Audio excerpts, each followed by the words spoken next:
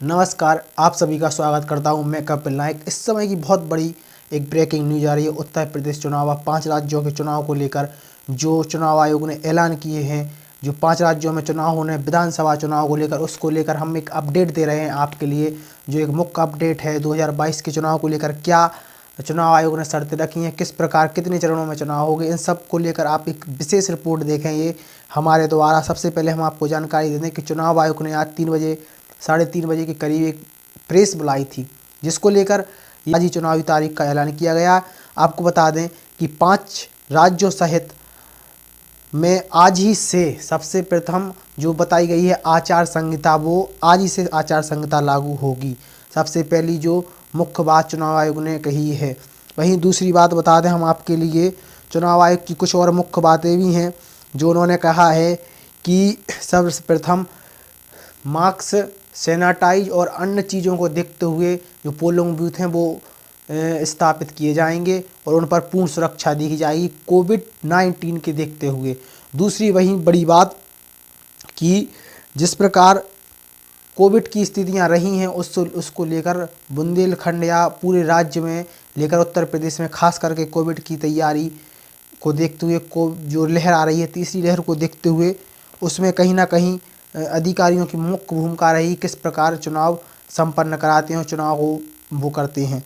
तो और एक और सबसे बड़ी बात अब आपको बताते हैं कि किस प्रकार उत्तर प्रदेश चुनाव के जो बिगुल बच चुका है, उसमें किस प्रकार चुनाव आयोग ने अपनी जो 7 चरण की प्रक्रिया है, फेज है, 7 फेज जिसको कहा जा रहा है, उसमें चुनाव रखे हैं।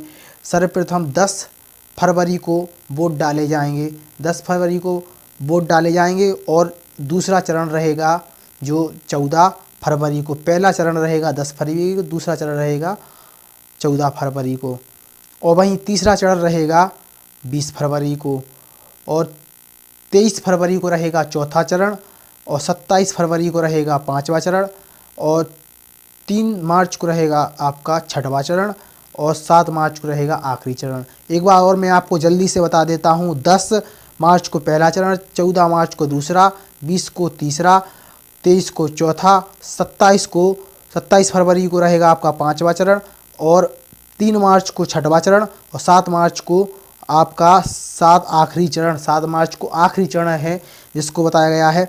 और वहीं 10 मार्च को वोटों की गिनती होगी सुबह 8 बजे से, और जो पहले 5:30 बजे तक ही वोट डाले जाते थे, लेकिन अब ऐसा नहीं है। अब 1 घंटे 20 मिनट तक आप जा सकते हैं, तो वोट डाल सकते हैं, और समय बढ़ाया गया है, 1 घंटा से अधिक समय बढ़ाया है चुनाव आयोग ने।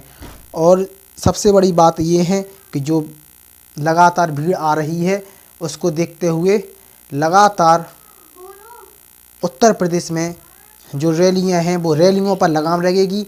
अब कोई ना रैली होगी 15 फरवरी के बाद, ना कोई रैली होगी आपकी, ना कोई यात्रा होगी, ना कोई आपकी साइकिल रैली होगी, ना कोई विजय यात्रा होगी, ना कोई बड़ी रैली होगी, ना ही कोई बड़े प्रोग्राम। चुनाव आयोग ने मुख्य जो उद्देश्य हैं और जो मुख्य उनके वो हैं वो बताए हैं कि मुख्य और सबसे बड़ी बात कि जो गतिविधियां हैं, अगर इसमें किसी को भी गलत लगता है तो एक चुनाव आयोग ने अपना ऐप भी तैयार किया है, उस पर आप तुरंत शिकायत कर सकते हैं। कोई ऐप है, वो जो भी ऐप है आप उसको देख सकते हैं, उस पर चुनाव आयोग की शिकायत कर सकते हैं।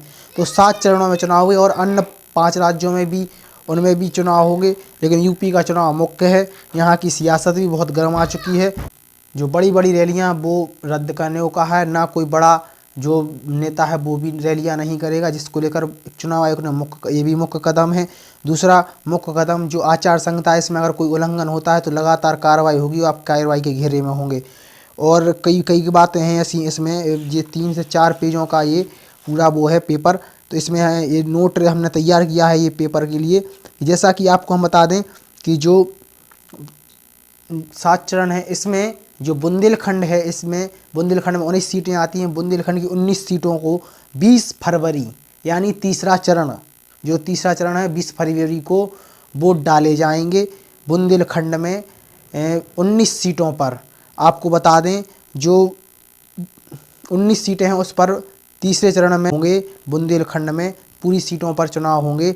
ललितपुर और महरौनी विधानसभा में भी 20 ही तारीख को आपको वोट डालना पड़ेगा। आपके लिए वोट डालने जाएंगे 20 ही तारीख को। चुनाव आयोग ने की जो सूची उसमें ऐसा दर्शाया गया है।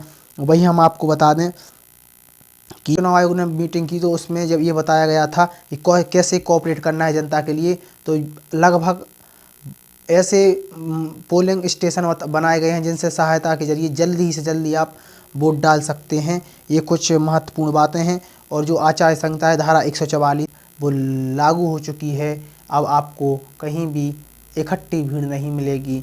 अब आपको कहीं भी ज़्यादा ठट्ठ नहीं दिखेगा। और ये आचार संहिता धारा 144 है जिसको तत्काल प्रभाव से लागू किया गया है 5 ही राज्यों में।